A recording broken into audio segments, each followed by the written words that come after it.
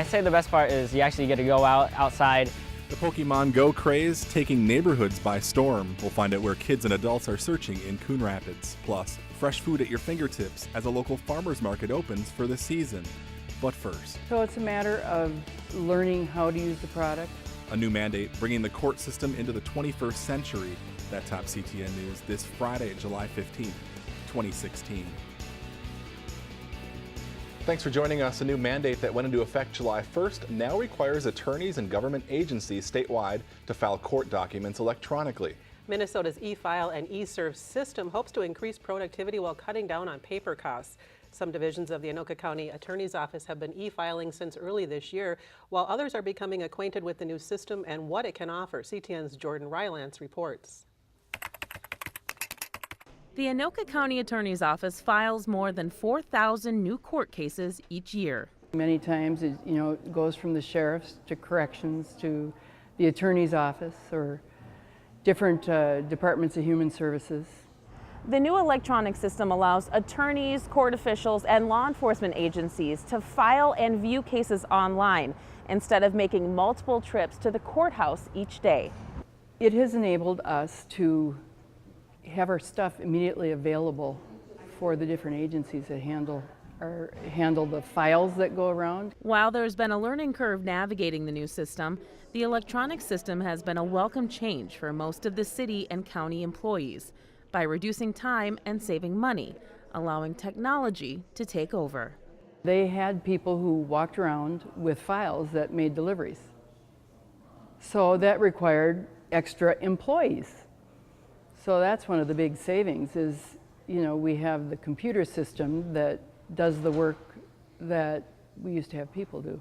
Computer systems are now handling all court documents in Minnesota's 87 counties. In Anoka, Jordan Rylance, CTN News. Court participants who are representing themselves are exempt from the mandate and may continue to file paper documents. Also this month, the Minnesota Judicial Branch started doubling the per diem and mileage rate paid to jurors serving in the state's district courts. Jurors are now paid $20 for each day they report to the courthouse. They will also now be reimbursed at a rate of 54 cents a mile they drive to and from the courthouse. Last year, more than 44,000 Minnesotans reported for jury duty at district courts across the state. A Minneapolis man has died following a crash over the weekend on Hanson Boulevard. It happened around 6:30 Sunday night near 127th Avenue. Witnesses say a car driven by 48-year-old Robert Wojcik Jr. was south on Hanson Boulevard when he crossed the center median, striking a white Nissan Pathfinder. Wojcik was transported to the hospital where he later died. A passenger in his car, along with the other driver, were also taken to the hospital with serious injuries. It's still not clear why the driver crossed the center median. Thousands of law enforcement officers from across the country gathered in Dallas this week to remember 5 colleagues gunned down in the line of duty. 2 of the officers who made the trek were from Coon Rapids to Dallas. They were Officer Bill Hamas and Jason Rice. They both represented the Coon Rapids Police Department at the funerals for the Dallas officers shot and killed last week.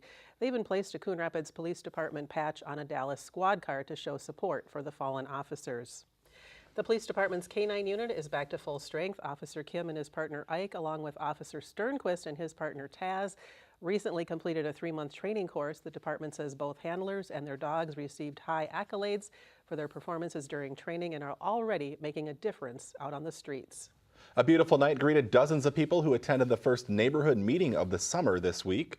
On Tuesday night, residents gathered at Sunrise Pond Park, which is located near University Avenue and Main Street. Various city departments set up booths and answered questions about their various functions in city government. Council members and the mayor were also on hand for a presentation. Here are some interesting projections for Coon Rapids by the year 2040. Our population is expected to increase by 17% to over 72,000 people. Households will grow by over 24% to 29,000, and employment will increase over 50% to more than 35,000 workers. In addition, kids were able to sit in a police car and climb into a fire truck. 3 more summer meetings remain. The next one is on Monday, July 18th at Thorpe Park at 6:30 p.m. We are now just a little over 2 weeks away from the biggest neighborhood party of the summer. Of course, we're talking about the annual Night to Unite, which is taking place this year on Tuesday, August 2nd. Members of the Coon Rapids Police and Fire Departments visit block parties around the town, along with city staff and council members. It's not too late to sign up to receive those visits and promotional materials. To register, call 763-767-6481 or log on to the city's website. Gamers are no longer uniting online, but in parks and on sidewalks. That's right. Within a few days of the game's release, Pokemon Go has millions of people trying to catch virtual cartoon characters outdoors using their smartphones. This week, CTN's Joe Nelson tracked down the hotspots in Coon Rapids to find out how the game works and why it's changing how people view their backyards. I get a lot of questions from a lot of people. Bow fisherman Robert Hoagland isn't the only one coming to the Coon Rapids Dam to discover unique creatures. I got lucky with this 14-pounder. I've seen snapping turtles that were 1.5 feet across at the shell. Pidgeys and rat-a-tats. The first time I came down here, everybody was yelling, "Squirtle, Squirtle, Squirtle." People here at the dam are no longer just looking for bullheads or carp. They're looking for jigglypuffs or venomoths. We really noticed right away on Monday morning some of the large groups that came in that and they let us know what kind of their craze was, and in the Pokemon Go, it's all over the place now. With 21 million estimated daily users, Pokemon Go has become the biggest mobile game ever in less than 10 days. I went to the zoo and I got there and they're all like on their Pokemon Go game and they weren't even looking at the animals.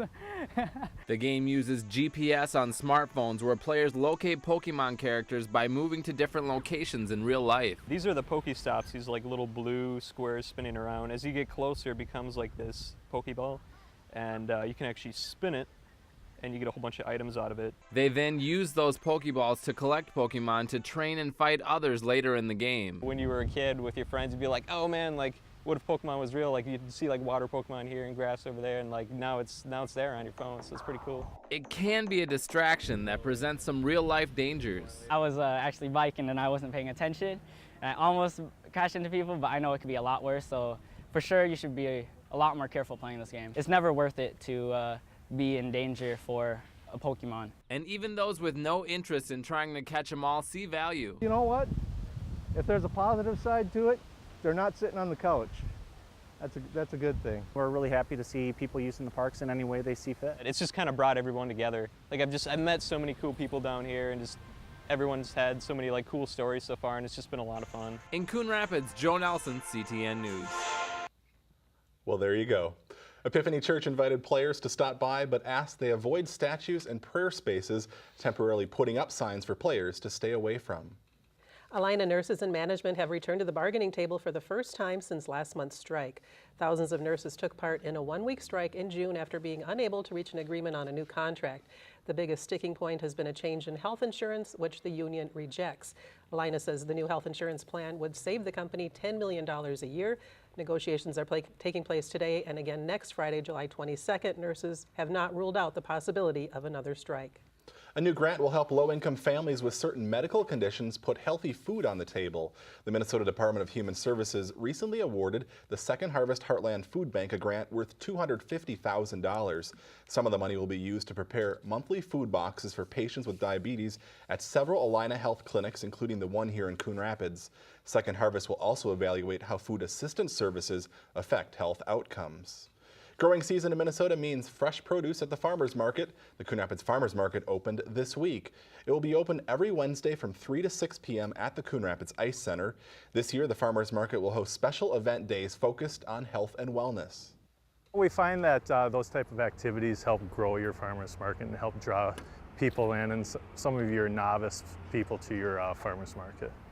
The farmers market will be held every Wednesday through the end of the growing season, and some of the produce does change as the season progresses. All of the produce is grown locally, and farmers are members of the Anoka County Growers Association. A new business has officially opened its doors in Coon Rapids. 2, 3, cut. Gordmans marked the grand opening with a special ribbon cutting ceremony on Wednesday evening. They also presented a check for $2,500 to the Anoka-Hennepin School District to launch Gordmans Partners in Education fundraising events. The store is located in the old Rainbow Foods location next to Target in Riverdale. Gordmans does offer a wide variety of merchandise at up to 60% off the department and specialty store prices. All right, good to see another store back in that Sounds like location. fun. Thanks for watching. We'll see you back here again next week. Bye-bye.